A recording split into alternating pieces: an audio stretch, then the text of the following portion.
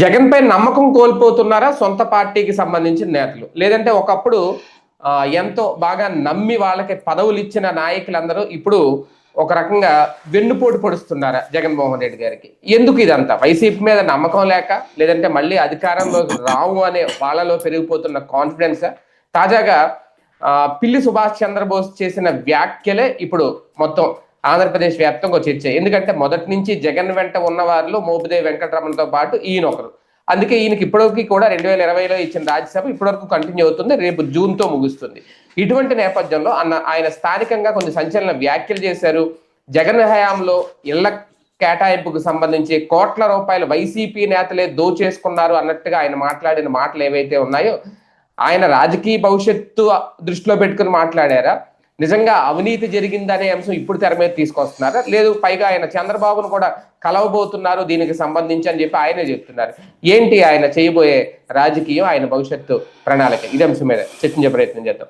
Sir, ఒకటి, జగన్మోహన్ రెడ్డి గారు నిజంగా రేపొద్దున్న పిల్లి బోస్ వెళ్ళిపోయినా, మన మోపుదేవి వెళ్ళిపోయినా, విజయసాయి రెడ్డి ఎవరు వెళ్ళిపోయినా ఆయన పట్టించుకోరు అనేది అందరికీ తెలిసిందే. కానీ నమ్మకం కోల్పోతున్నారా నాయకులు? ఎందుకంటే వీళ్ళందరూ సీనియర్ నాయకులు, వైఎస్ రాజశేఖర రెడ్డి ఉన్నప్పటి నుంచి ఉన్న నాయకులు, అప్పుడు ఆయన కేబినెట్ లో కూడా పనిచేసిన నాయకులు. ఓకే, ఈయన వెళ్తారా లేదా అనేది తర్వాత సంగతి, కానీ ఆయన మాటలు చూస్తే అలా అనిపిస్తుంది. ఎలా చూడాలి? అట్లా నాకైతే అట్లా అనిపించలేదు. వాస్తవంగా అవినీతికి సంబంధించి అప్పుడు కూడా ప్రస్తావించాము. అప్పుడు ఈయన పట్టించుకోలేదు. అంటే ఈయనకి పదవులు అయితే ఇచ్చారు కానీ లోకల్గా పెత్తనం ఈయన చేతుల్లో లేదనుకుంటా నాకు తెలిసి. చాలా చోట్ల వైఎస్ఆర్ కాంగ్రెస్ పట్ల అదే ఉంటుంది. ఇప్పుడు రాజ్యసభ సభ్యుడికి లోకల్గా పెత్తనం ఉండదు. ఎందుకని? ఇప్పుడు చంద్రబాబు గారికి ఇప్పుడు తెలుగుదేశంలో ఎన్ని గొడవలు అవుతున్నాయి చాలా మంది దగ్గర. ఎమ్మెల్యే డామినేటెడ్ అక్కడ.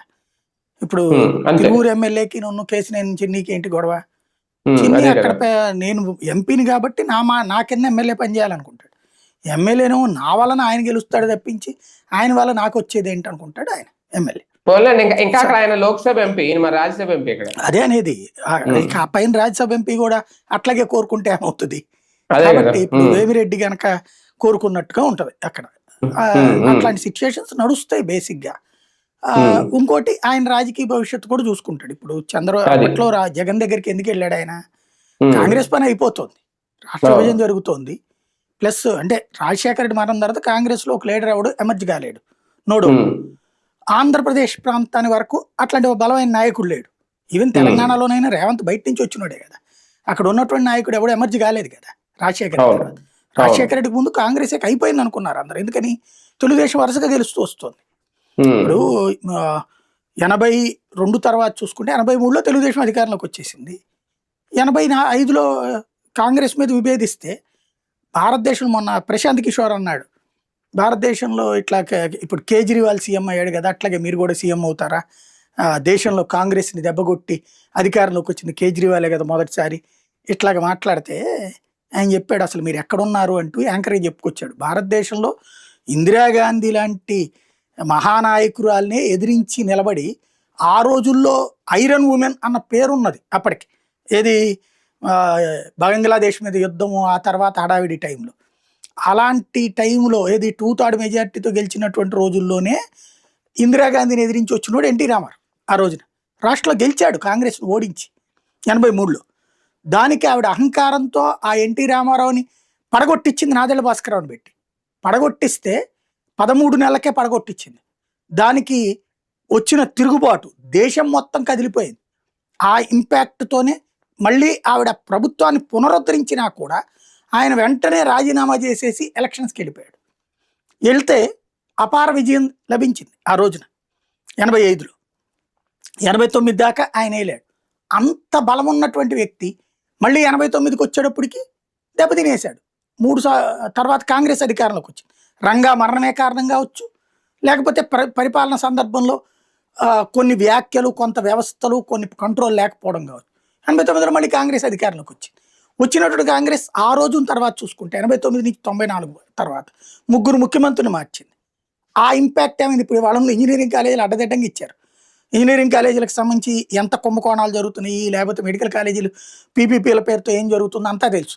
ఆ రోజున మెడికల్ కాలేజీలకు, ప్రైవేట్ మెడికల్ కాలేజీలకు అనుమతి ఇవ్వడమే కుంభకోణం అని నేదురుమల్లి జనార్దన్ రెడ్డి దించేశారు.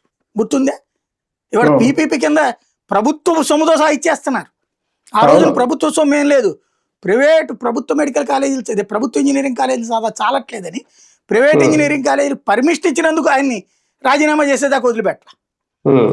అలాంటి దాంట్లో ఎదుర్కోలేకపోయింది కాంగ్రెస్ పార్టీ. అస్మత్తం కూడిపోయింది. వాళ్ళు కొట్టుకు సచ్చి వాళ్ళల్లో వాళ్ళు కొట్టుకు సచ్చే కాంగ్రెస్ని ఒక్క తాటి మీదకి తీసుకొచ్చి ఎన్టీ రామారావు లాంటి వాడిని దెబ్బకొట్టిన చంద్రబాబు నాయుడు 9 సంవత్సరాలు అధికారంలో ఉండి కేంద్రంలో అధికారంలో ఉన్న టైంలో అధికారంలోకి తెచ్చినోడు రాజశేఖర రెడ్డి. కేంద్రంలో ఉన్నటువంటి అందరితో చక్రాలు తిప్పే అలవాటు ఉన్నటువంటి చంద్రబాబు నాయుడు 2009లో తెలంగాణ రాష్ట్ర సమితితో పాటు కమ్యూనిస్టుల్ని జాతీయ స్థాయిలో ఉన్న జనతాదళ్తో సహా అందరితో పొత్తు పెట్టుకుంటే కూడా ఒంటరిగా పోటీ చేసి 2009లో మళ్ళీ అధికారంలోకి తెచ్చినోడు రాజశేఖర రెడ్డి. కాంగ్రెస్లో అంతకు మించిన మహానాయకుడు ఎవడున్నాడు?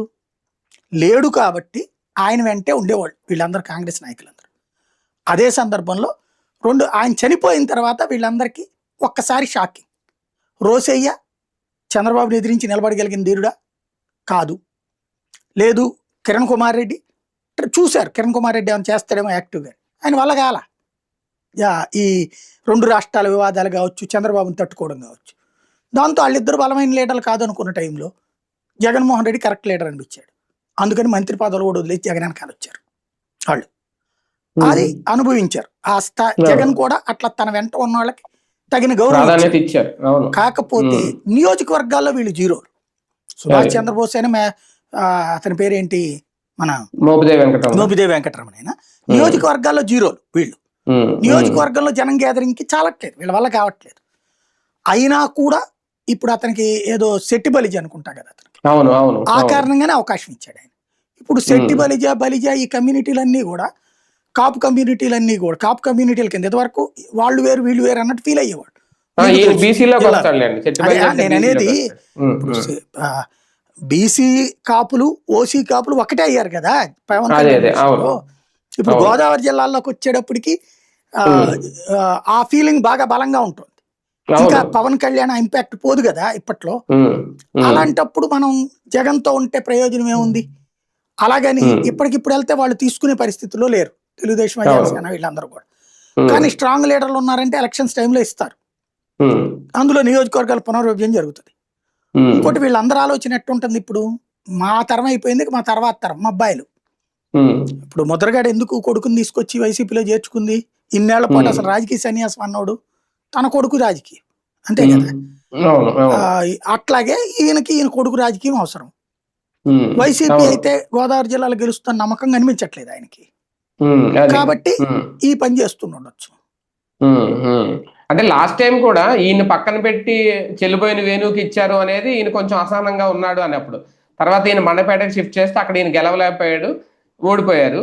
ఆ అసహనం అనేది అంటే ఇప్పుడు రేపు జూన్ తో ఈయన రాజ్యసభ కూడా కంప్లీట్ అవుతుంది. అది ఏమన్నా అసహనం ఇంకా కంటిన్యూ అవుతుందా? అందుకని అసహనం ఏం కాదు, ఫ్యూచర్ చూసుకుంటే రాజ్యసభ ఇప్పుడు మొన్న త్యాగం ఏం చేయలేదు ఆయన, దాకా కంటిన్యూ అవుతాడు. చెల్లిపోయిన వేణుకే ఇస్తారనుకుంటున్నాను నేను టికెట్ అక్కడ, ఎందుకంటే అతను గెలిచాడు, ప్లస్ పబ్లిక్ లో ఆదరణ ఉంది అతనికి. వీళ్ళ పట్ల కొంత, ఎందుకంటే వరుసగా ఓడిపోతా వచ్చాడు కదా పిల్లి సుభాష్ చంద్రబోస్, ఆయనే ఓడిపోయాడు కదా స్వయంగా. ఆయన గెలుస్తాడన్న నమ్మకం ఎక్కడ ఉంది? ఇప్పుడు కూడా అక్కడ తెలుగుదేశమే కదా గెలిచింది. లాస్ట్ టైం ఆయనకి నియోజకవర్గం మార్చారు కదా సార్. అవును, మార్చినా కూడా పంపించారు. ఈయన ఉన్నాడనే కదా, వేణు ఉన్నాడనే కదా, వేణు ఉన్నాడని మార్చారు. ఇప్పుడు రేపు పొద్దున ఆయనకి ఆ నియోజకవర్గంలో కావాలని తెలుగుదేశం ఇస్తానంటే వెళ్తాడు, పైగా జనసేన ఇస్తానంటే అటు వెళ్తాడు. సార్ ఇక్కడ రాజకీయం ఏంటంటే ఒకప్పుడు ఈయనకి బద్ద శత్రువు ఎవరంటే తోట త్రిమూర్తులు. ఇప్పుడు అదే తోట త్రిమూర్తులు మళ్ళీ ఈయన మొన్న పోటీ చేసిన మండపేట నియోజకవర్గం నుంచి ఇప్పుడు రెడీగా ఉన్నారు, మళ్ళీ ఎమ్మెల్సీగా ఉన్నాడు ఆయన కూడా.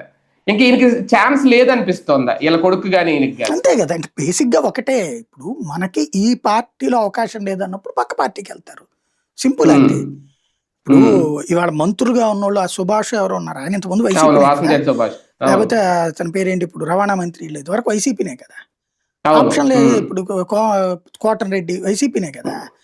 ఇట్లా వైసీపీలో వసంత ప్రసాద్ ఎవరు, కృష్ణదేవరాయలు ఎవరు, వీళ్ళందరూ వైసీపీలో ఉన్నటువంటి వాళ్ళే కదా. వైసీపీలో అవకాశం మళ్ళీ అక్కడ లభించకపోతేనే కదా అవతలకి వెళ్ళినటువంటిది. చివరిదాకా ఉంచమని చెప్పి అవకాశం ఇవ్వమని అడిగారు కదా వాళ్ళు. ఇతను మొండిగా నిలబడ్డాడు జగన్, రివర్స్ అయ్యారు వాళ్ళు. ఆ శ్రీదేవి గాని వీళ్ళందరూ కూడా నడుస్తుంది కదా అట్లాగే.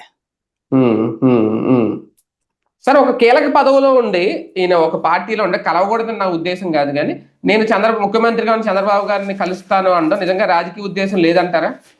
ఆయన కలుస్తాం తప్పని నేను అన్ను. అదే సందర్భంలో ఆయన లాయల్టీ, ఆయన జగన్ మీదన అపార ప్రేమ ఏమీ లేదు ఆయనకి ఇప్పుడైతే, నాకు తెలిసి. ఇప్పుడు లేదు. అప్పుడు టికెట్ అప్పుడు ఎప్పుడైతే తనకు ఆ సీటు మార్చారో అప్పుడే వచ్చింది అసంతృప్తి. కాకపోతే ఈయనకి ఎమ్మెల్సీ ఇచ్చి రాష్ట్ర మంత్రిని చేసి ఆ పైన రాజ్యసభ కూడా ఇచ్చి ఇంకేం ఇవ్వాలి నీకు అనే ధోరణి ఉంటది జగన్కి. నువ్వేమన్నా నడిపించగలవా అక్కడ? లేదు. నువ్వు నడిపించగల సత్తా లేకపోగా 2014 ఆయనే కదా నమ్ముకుంది జగను. ఆయన నమ్ముకుని మునిగాడు, జగనే మునిగాడు అక్కడ. గోదావరి జిల్లాలో నాయకుల్ని నమ్ముకుని మునిగాకే కదా తన సొంత ఎజెండాతో వెళ్ళబట్టినే కదా గెలిచింది 19లో. 2014 అయితే చాలా మొహమాట పడ్డాడు జగన్, చాలా సీట్లు అట్లాగే ఇచ్చాడు. ఇచ్చినందుకు అధికారంలోకి రాకుండా పోయాడు. 19లో ఆ ప్రశాంత్ కిషోరే చేశాడా లేకపోతే జగనే చేయించుకున్నాడా? 3-4 సర్వేలు చేయించుకుని క్రోడీకరించుకుని జగన్ సొంతగా తీసుకున్న నిర్ణయాలతోనే గెలిచారు ఆ రోజున. లేకపోతే పిల్లి సుభాష్ చంద్రబోస్ ఏరియా వేరే వాళ్ళకి ఇస్తారు, లేకపోతే కనుక ఇప్పుడు మనం చెప్పుకున్నటువంటి రేపలకి సంబంధించినటువంటిది మోపిదేవిది వేరే వాళ్ళకి ఇస్తారు అనుకోరు కదా. మార్పులు జరిగినాయి కదా చాలా చోట్ల. అయితే ఆ మార్పులు అతిశయానికి పోయి 2019లో 24లో మరింత ఎక్కువ చేసి దెబ్బతిన్నాడు జగన్ అక్కడ. అలా కాకుండా కాస్త జాగ్రత్తగా బ్యాలెన్స్ చేసుకుని ఉంటే సెట్ అయి ఉండేది. మొన్న 80 మందిని మార్చడమే దెబ్బ కొట్టింది. 80 మందిని మార్చడం విప్లవాత్మకమైంది, కానీ అది అప్పటికప్పుడు కన్విన్స్ చేయలేకపోయాడు జనాల్ని. దాని ఇంపాక్ట్ ఉంది. ఇక్కడ వీళ్ళకేంటి, ఇక తనకి ఇక్కడ లేదు అన్నప్పుడు ఇప్పటి నుంచి ట్రై చేస్తే ఇవాళ తెలుగుదేశంలో సీట ఇప్పుడు అక్కడ ఎవరున్నారు? తెలుగుదేశం ఎమ్మెల్యేనా ఉంది ఆ ఏరియా? మరి మంత్రి ఉన్నాడు కదా ఇప్పుడు, అతను కాదని ఇతనికి ఇవ్వరు కదా.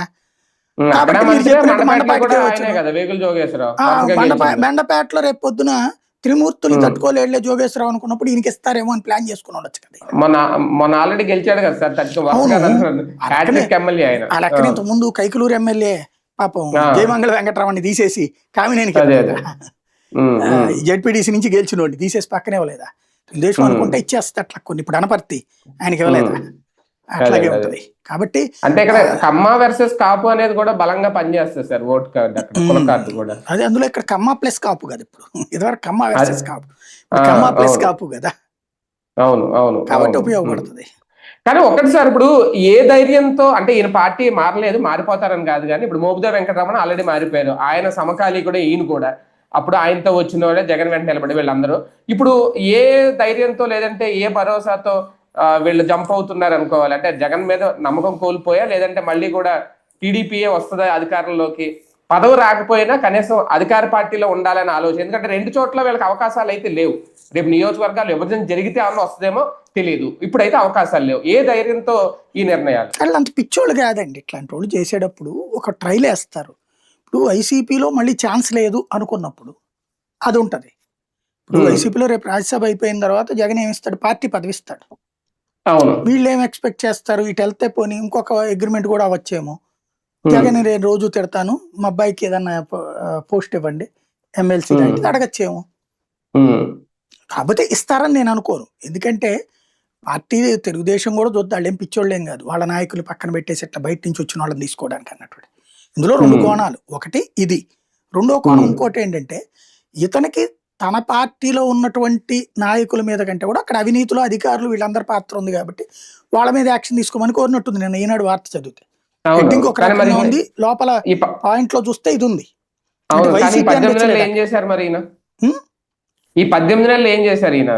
ఇప్పుడు డేటా అంతా తెప్పించుకుంది ఆర్టీఐ యాక్ట్ కింద తెప్పించుకుంది. అది కొత్తగా వచ్చింది ఆధారం, అంతకుముందు లేదు కదా. అది అంతకుముందు ఆయన అనుమానించాడు, ఆధారం ఇప్పుడు వచ్చింది. ఇదిగో ఆధారం ఉంది కాబట్టి యాక్షన్ తీసుకోమంటున్నాడు. అధికారుల మీదనే ఆయన ఇస్తున్న కంప్లైంట్, పార్టీ నాయకులని కాదు. కాబట్టి ఆ ఆస్పెక్ట్ లో చూసినప్పుడైతే ఆయన ఏమి రాజకీయ నిర్ణయం కాదు. ఈనాడు కాస్త జాగ్రత్తగా దాన్ని ప్రొవోక్ చేసినట్టయినా అయి ఉండొచ్చు. అదే కదా సార్. ఒకటి, జగన్మోహన్ రెడ్డి గారు కూడా సీనియర్లు చాలా మంది చేజారిపోయారు ఈ మధ్యకాలంలో ఓటమి పాలైన తర్వాత ఈ 18 నెలల్లో. అంటే పట్టించుకోరా? సీనియర్లు పోయినా ఏం పర్లేదు అనుకుంటున్నారా? జగన్ గారి ఆలోచన ఎలా చూడాలి? అంటే ఏం చెయ్యాలి? వెళ్ళి కాళ్ళు పట్టుకుంటా అవసరం ఉండదా? పొద్దున్న అదే నేను అవసరం ఉండదు. వెళ్ళి ఏం చెయ్యాలి? అన్నా నీ కాలు ముక్తాను, నువ్వు లేకపోతే నేను బతకలేనన్నా అని ఎవడన్నా అంటాడా? ఆ లీడర్లు అట్ట అంటే వాళ్ళు వేస్ట్ కదా. రాజకీయం చేయడం అవసరమా? చంద్రబాబు దగ్గర నుంచి పోలేదా కొంతమంది ఇదివరకు? జగన్ దగ్గర నుంచి ఎంతమంది పోయారు? 23 మంది ఎమ్మెల్యేలు పోయారు ఇంతకుముందు. ఆదినారాయణ రెడ్డి పోలేదా? లేకపోతే కనుక ఆ రోజున్న 4 మంత్రులు పోయింది. ఇది 23 మంది ఎమ్మెల్యేలు, 4 ఎంపీలు. 94 ఇది 2014 నుంచి 2019 మధ్యలో. మరి అంతమంది వెళ్ళిపోతే జగన్ పని అయిపోయింది అన్నారు కదా. అట్లాంటిది బంపర్ మెజార్టీతో ఈ రోజు వరకు కూడా విభజిత రాష్ట్రంలో కూడా జగన్ మెజార్టీ ఎవరికైనా వచ్చిందా? 151. ఇప్పుడు వీళ్ళ ముగ్గురికి గెలిపి 164. ఇండివిజువల్గా వాళ్ళకి కూడా తెలుగుదేశం ఏమి వైసీపీ రేంజ్ కాదు కదా కౌంట్ లెక్కేసిన. విభజిత రాష్ట్రం కూడా హైయెస్ట్ రికార్డు ఆడదే ఉంది 3 టర్మ్స్ లో. అసలు టోటల్ రాష్ట్ర వ్యాప్త రికార్డులో కూడా ఆడదే ఉంది ఆ ఆస్పెక్ట్ ఉంటుంది అక్కడ. కాబట్టి దాంట్లో జయాపజయాలన్నటువంటి ఇప్పుడు చంద్రబాబు అయినా సరే ఇప్పుడు వాళ్ళ ఎదిరిస్తున్న వాళ్ళు ఉన్నారు, ఏం చేస్తాడు ఆయన? వేరే వాళ్ళని పెట్టుకుంటాడు.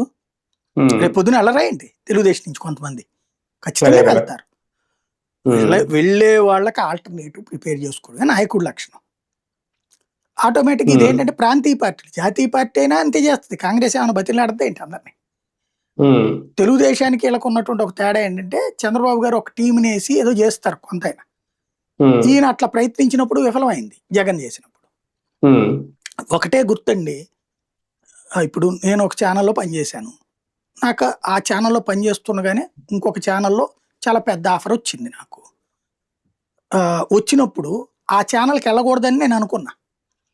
కానీ ఈ సమాచారం ఇక్కడున్న యాజమాన్యానికి తెలిసి నువ్వు ఆగు ఎళ్ళబాక మేము చూసుకుంటామంది.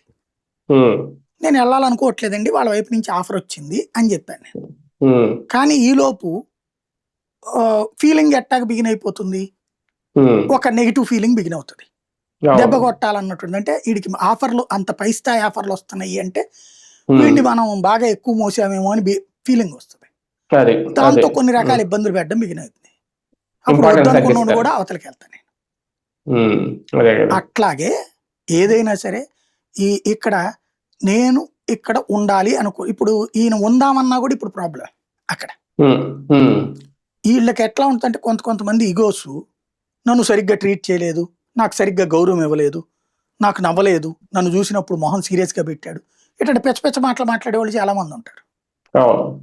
ఎన్నో అవకాశాలు తీసుకున్న వాళ్ళే పోయారు జగన్ దగ్గర నుంచి. అట్లాంటప్పుడు ఇంకా జగన్ ఏం చేయాలా దాంట్లో? కాబట్టి కూల్, మనతో ఉన్నోళ్లే మనోళ్ళు, కానోళ్ళు మనోళ్ళు కాదు, కథం.